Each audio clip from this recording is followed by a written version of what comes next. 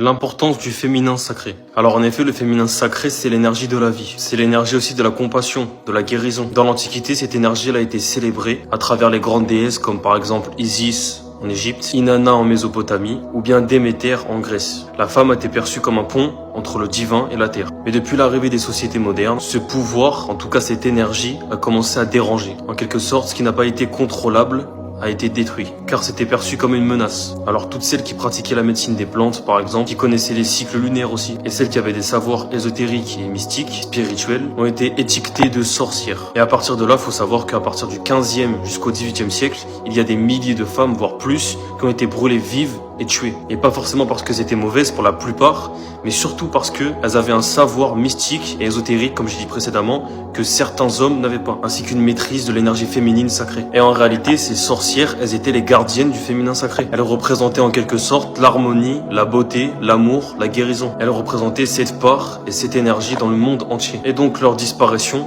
a brisé littéralement l'équilibre du monde, l'équilibre des énergies entre le masculin sacré et le féminin sacré. Et donc ça laisse sa place à la domination, à la guerre, etc.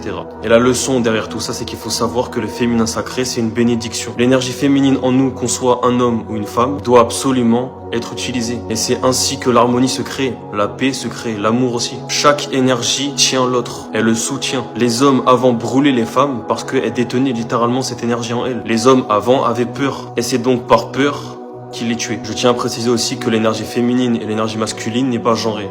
Tu peux être un homme et avoir de l'énergie féminine, c'est juste qu'on a mis un mot sur le type d'énergie, tout simplement. Et donc redonner sa place au féminin sacré en nous, qu'on soit un homme ou une femme, encore une fois, c'est de 1, retrouver l'équilibre, l'harmonie et la paix, et aussi surtout l'authenticité, l'alignement, mais aussi pour honorer toutes ces femmes qui ont été tuées sans aucune raison, qui se faisaient appeler des sorcières, mais qui étaient en vérité des gardiennes de lumière. L'homme et la femme sont complémentaires, ils ne sont pas contre. Et malheureusement, la guerre des genres a commencé depuis bien longtemps. Et le seul moyen de retrouver cette harmonie entre nous, hommes et femmes, même dans le monde entier, pour le monde entier, c'est en étant complémentaires. Tant qu'il y aura encore de la guerre entre nous, tant qu'il y aura encore de la haine, le monde, excusez-moi du terme, partira en couille. Si t'es un homme, il faut que tu développes cette énergie féminine sacrée. Ça ne fera pas de toi une femme, ça ne fera pas de toi un sous-homme. Parce que l'énergie féminine sacrée, c'est pas un comportement, c'est quelque chose d'intérieur. C'est l'intuition, c'est l'écoute de tes ressentis, c'est l'écoute de tes émotions. C'est l'intelligence émotionnelle, relationnelle, le subtil. Si tu as 100% de ton énergie masculine, tu risques de pas comprendre certaines choses. Et inversement pour les femmes.